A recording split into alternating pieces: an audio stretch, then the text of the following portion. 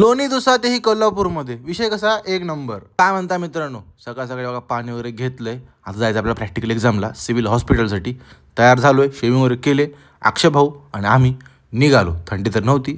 त्याआधी आम्हाला समजलं की आम्हाला जायचं आहे कॉलेजला. तर कॉलेजला का? कारण बघा प्रॅक्टिकलसाठी आपल्याला ट्रे लागतात. ट्रे तयार होते, ते घेऊन आम्हाला जायचं होतं हॉस्पिटलसाठी. तिकडून निघालो, तिकडून सिव्हिलला पोहोचलो बघा. आता मंडळी आली होती, टॉपरही आले होते. म्हणलं आता जातो वॉर्डमध्ये, डायरेक्ट भेटतो तुम्हाला पेपर नंतर. बेड साईड वायवा तर झालेला आहे. थोडे बहुत क्वेश्चन विचारले गेले, ते आलेत, काही आले नाहीत. आता बघू कॉलेजमध्ये काय होईल आपला. आणि कॉलेजमध्ये ही एकदम मस्तपैकी आपली प्रॅक्टिकल झालेली आहे. प्रोसिजर केली आपण काहीतरी आणि पोरी निघायचं बघा घराकडे आणि आपल्याला निघायचं आहे म्हणून निघतो सरळ कोल्हापूरला.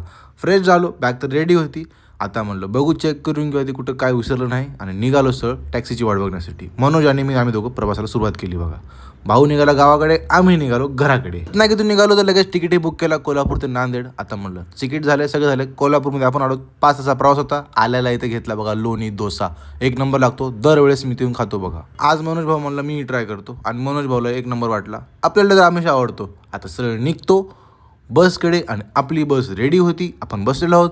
आता सरळ तुम्हाला भेटतो मी नांदेडमध्ये. तोपर्यंत बाय.